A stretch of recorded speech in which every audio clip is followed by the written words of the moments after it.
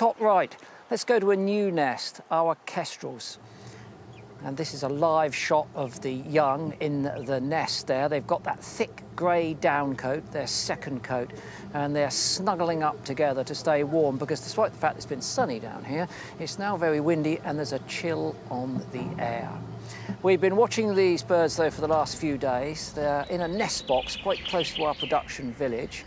Both of the adults are servicing the young with food. The female seems to be bringing most of it into the nest and tearing it up and feeding it to those chicks, but the male's busy too.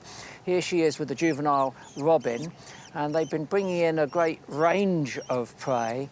Just like the osprey that we saw earlier, she tears it up into small, delicate pieces and feeds it very deliberately and carefully to those chicks.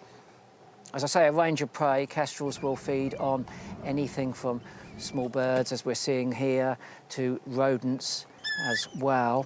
The male, however, has brought in a sand lizard, a female, and they catch quite a few of these. The lizards are out and about at this time of year looking for places to lay their eggs, and look at that. That is a sand lizard's egg being removed from the body of the adult and fed to a kestrel chick. Cycle of life if ever I've seen it. And they are making a nice meal out of that female sand lizard. I'm not entirely sure how I feel about that. Hey, look, there, the tail is moving around. Now, you know that these tails will thrash about to distract potential predators, something called autotomy, but that lizard has left it a little bit too late, I would beg to suggest, to distract the predator at this stage. And the youngsters aren't capable of swallowing that tail, but the female does. One of the young is considerably smaller than the others, as we can see here.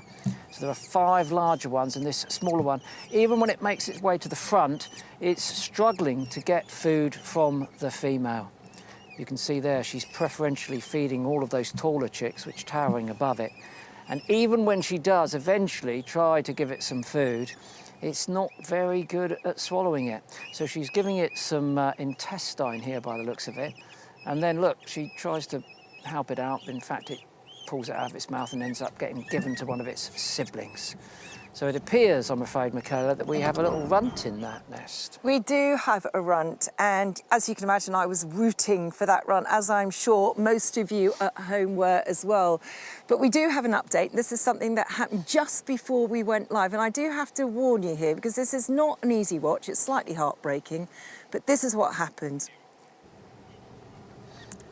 Runty, unfortunately, didn't make it. This is the heartbreaking bit, when you see all the other chicks peck away at it.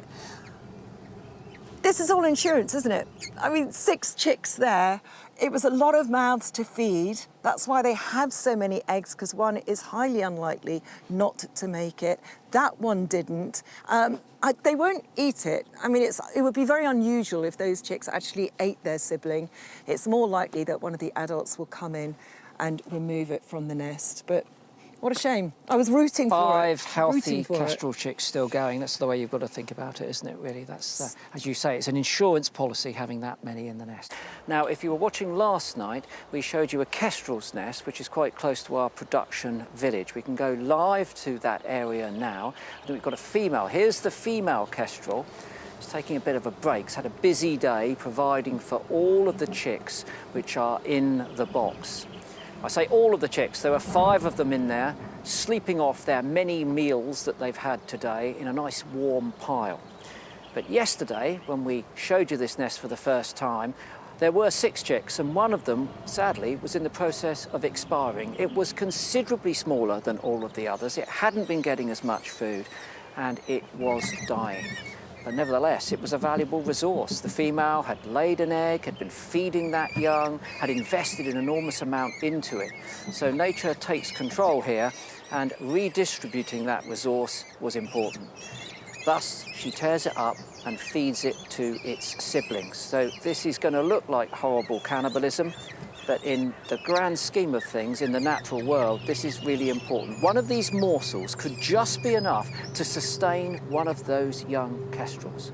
Life in the wild is always hanging on the balance, so any little advantage that it can take to survive will be snatched at.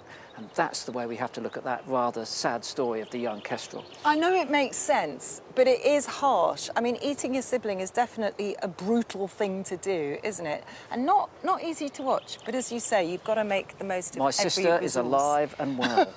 Okay, let's have a quick look at our kestrel, because we're going to be catching up with the kestrels tomorrow as well. Because again, this is a lovely nest. I mean, I know it didn't start very lovely last week when one of the siblings died and was then fed to the other siblings, but these are all doing really well and behaving themselves in the nest. So as I say, tomorrow we'll be catching up with our birds of prey. Let's catch up with our live nests and go and have a look at the selection that we've got. We've got a lot of action in there, but I'm going to take you first of all to the one right in the middle, our kestrel nest. And I'm pleased to tell you, oh, look at that, that's quite funny, isn't it? Little fly going around confusing that chick. But this is a happy nest this week. There are 5 chicks in there. You can see they're all doing well. They're all behaving themselves. They're all being fed and they're all growing. Yeah, they are. Look at that. You can see little tufty tails appearing on the one on the right there, and also some of their scapular feathers coming through. And they've grown quite considerably since we started watching them last week. At that point, it was primarily the female that was coming in to feed them. Male was supplying some of the food, but she was certainly the one that was tearing it all up and making sure that it was shared equally between all of those chicks. And there you can see them munching on a vole. As I say, the male was bringing food in, didn't spend too much time delivering it, just dumping it and then clearing out, but it did give us an opportunity to look at that male. Beautiful bird, lovely ashy grey head, matching tail, stunning little falcon, the male kestrel. But the chicks have been growing really, really rapidly. That's the key thing, and that's down to all of that food that they've been bringing in to them. And they've been starting to feed for themselves, or at least to try, and you can see this one's mantling. It's even stretching its little wings out, trying to stop the food being stolen by its siblings, but that didn't work. One on the right gets it, and then one surges through from the back and takes that away. And that, if you were kestrel quick with your eyesight, was a sand lizard. So they've been getting a great range of different foods being brought into this nest. Here, looks like a bank vole, snatched by one of the larger chicks, who takes it off to the corner. And then, well, this is a grotesque act of greed, basically, because it's swallowing the vole whole. A whole vole goes down the hole.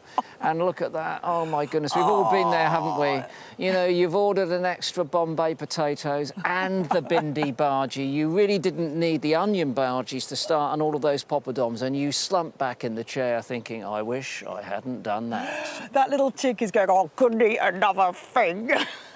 Let's catch up with our kestrel nest, because I'm pleased to tell you there's been no drama on this nest for the weekend. Here they are live in their nest box. Look at that, though, Chris. It looks absolutely disgusting, doesn't it? There's so much bird poo seeping over the sides and on the walls. I bet it absolutely stinks in there. But as I say, there's been no drama over the weekend. This is how we left them. Look at the difference. Look at the difference. They're really fluffy on Thursday. Very downy feathers, all crammed in that nest box. Well, 3 days' time, they've grown a lot. You can see their adult feathers coming through. That's the male bringing food.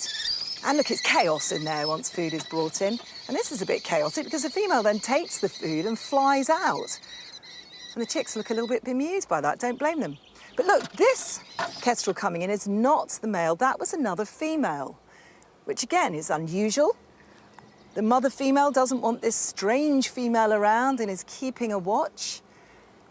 Not really sure why that other female turned up, but perhaps it was just curious. Perhaps it had lost its own chicks and the calling of those kestrel chicks just triggers something and it wants to come and investigate. But as I say, the mother female kestrel is certainly not going to let that stranger female anywhere near her chicks. I don't think, though, I have to say, I don't think there's any danger of that other female attacking those chicks. I think it was probably just curious, wasn't it? I think it was curious, but I would never rule out the D word when it comes to chicks in a Springwatch nest. I know. I mean, it really has been very odd this year, hasn't it? Indeed it has. Right, OK, let's go dead centre. One of your favourites, Mick, the kestrels. They're in that box, all 5 of them. It's out in the sunshine. It's been sweaty and stinky in there today, but look at them. Oh, no, I love this. I love this because, I mean, it has been hot and you just see them all peeking out of the box, willing their feathers to grow so they can fly out because apparently it really stinks in there.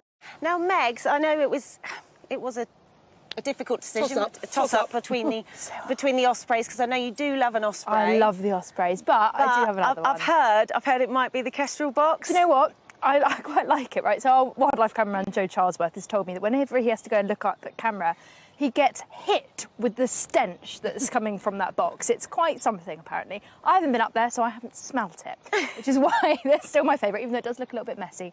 But it's just funny because every time we see them, they're at this age where they are quite close to the camera, so they just kind of stand there like this, and they're peeking out, and you can see it's like desperation. It's almost like watching paint dry. They're waiting for their feathers to grow because they're wanting to grow. Let's have a look at them right now.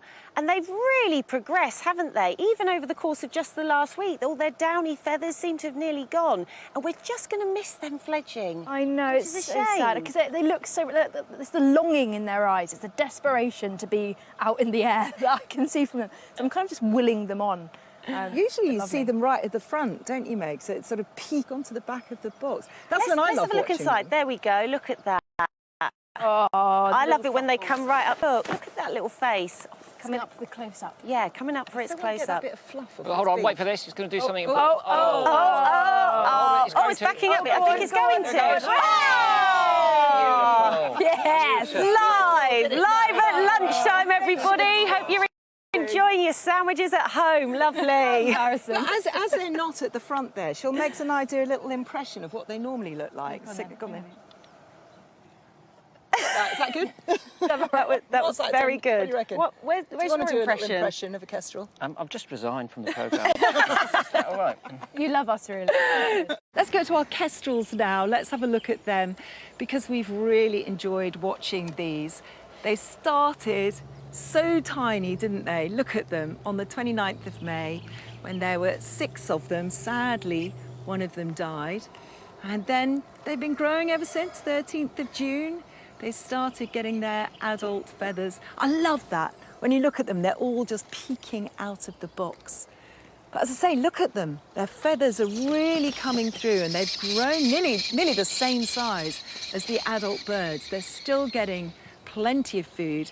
And when it's spreading its wings there, you can see that it won't be long before they do go. Possibly in a couple of days' time, actually. They're about 21 to 25 days now. 27 to 32 days. Producing a pellet. Save the best till last.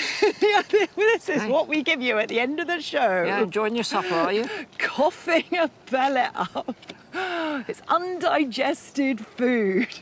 I'll tell you what, it stinks in that box. You can see there's a lot of poo around and a little bit of stretch from this one because it's looking at the skies, it's wanting freedom. This one in particular, looking out and thinking, when can I get out of here? But as I say, thoroughly enjoyed watching those kestrels.